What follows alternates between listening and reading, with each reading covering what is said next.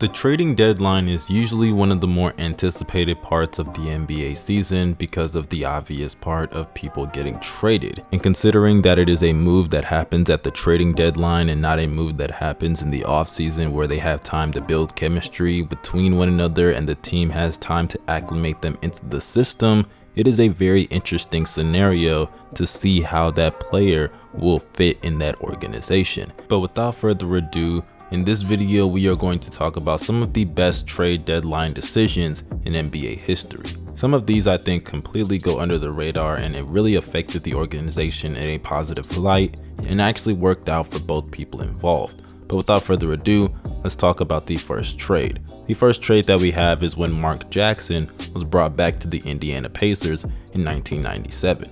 Mark Jackson really makes his teammates look better, which is why the Indiana Pacers regretted trading him in 1996. But they regretted it, and not only did they bring him back, but they brought him back a year later and signing him for a very hefty salary and pairing him with Jalen Rose for a potent playmaking duo.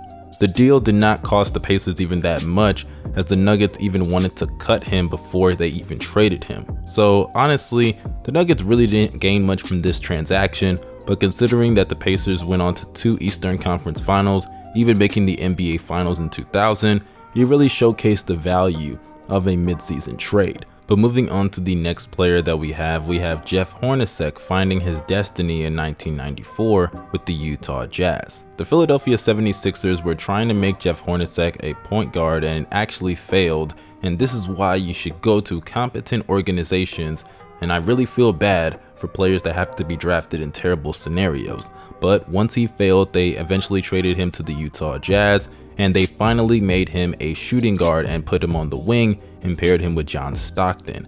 And when he played with John Stockton, he was a consistent 18 to 20 point per game scorer, and they even reached back-to-back NBA Finals in 1997 and 1998. Philadelphia never really realized what they had, and like I said earlier, this is why players, it really sucks for them to be drafted into terrible scenarios, and you shouldn't want them to stay there just because of loyalty, because some of these organizations don't know what the fuck they're doing. But moving on to the next selection, we have Tim Hardaway taking his talents to South Beach. For all of the wrong reasons, the Golden State Warriors coach Rick Adelman put Tim Hardaway on the bench. Yes, he made him a 6th man in 1996. So obviously, with Tim Hardaway being one of the best point guards in the NBA for the previous couple of years, he complained, and it worked. And the Miami Heat took advantage of his lowered stock due to him being on the bench and acquired him for Chris Gatling and a reserve in Bimbo Coles and also an aging Kevin Willis.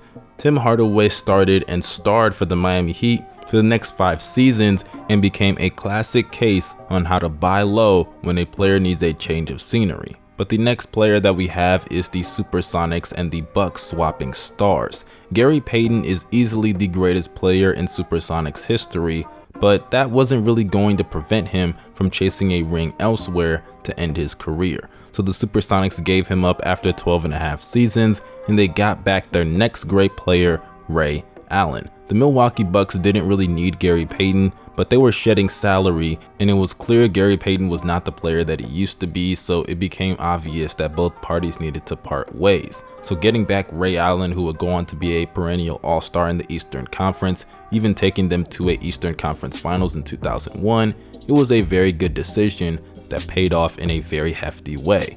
But moving on to the next part, we have the Cleveland Cavaliers trading Kevin Johnson because they weren't satisfied with his rookie play. Now to me, this is easily one of the worst trades of all time, especially considering the players that were involved and the draft pick that they gave up. The draft pick that they gave up resulted in Dan Marley, and the player they gave up was Kevin Johnson. And it became one of the worst trades, honestly, of that time period, as Kevin Johnson immediately became an instant 20 point per game scorer and would dish out around 10 to 11 assists on a night-to-night basis, while shooting 50% from the field, as well as 83 to 84% from the free throw line.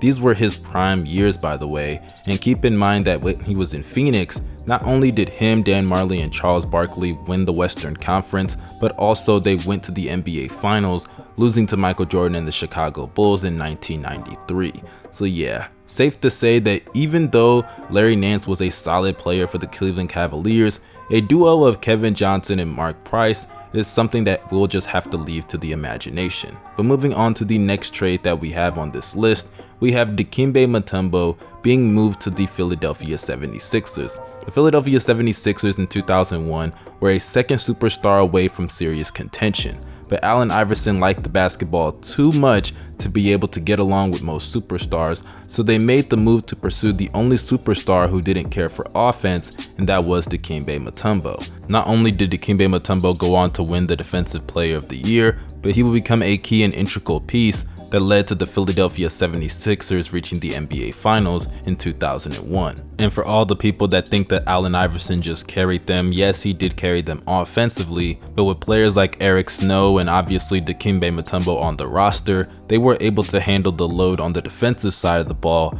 that were able to help the Philadelphia 76ers limit the scoring opportunities of the opponent, so that way Allen Iverson could generate offense at a very high level for the Philadelphia 76ers. But moving on to the next and final trade that we have the trade that got the boy Rasheed Wallace his first championship. This complicated 3-team trade cost the Detroit Pistons a first-round pick that ended up being the deadline's top target, Josh Smith. And by the way, such a weird thing happened here. The Detroit Pistons actually could have had Dwayne Wade or Chris Bosh, but they also selected to get Darko Milicic. And keep in mind, let's say they actually got D Wade or Bosh and they actually got Josh Smith. They could have had a really solid young core set up for many years to come, but regardless, they ended up trading the pick, and you can't say it didn't really work out because they ended up getting Rasheed Wallace to add to that ferocious defense that is arguably the greatest defense of all time, that not only beat teams in the Eastern Conference and dominated them for 8 straight years, making a conference finals, but they also made back-to-back NBA finals in 2004 and 2005, winning against the Los Angeles Lakers in one of the biggest upsets of all time, and neutralizing the duo known as Shaq and Kobe that is arguably the greatest 1-2 punch in NBA history. And then they also took the San Antonio Spurs to 7 games in 2005, and even though they did lose, making back-to-back finals and also making 8 straight conference finals appearances, I wouldn't say they're necessarily losers in that scenario, because that Rasheed Wallace trade benefited them just as much as it benefited all the other parties involved. But that concludes this video, you guys. Let me know your opinions down below in the comments section. Do not forget to drop a like so I can keep making fire content just like this. Hit that subscribe button and also hit that bell to be notified after each and every single video that I post. Y'all, this is your boy David from NBA Knowledge. Y'all stay safe, wash your hands, and do not forget to wear your masks out here. It's getting crazy. I'm out. Peace.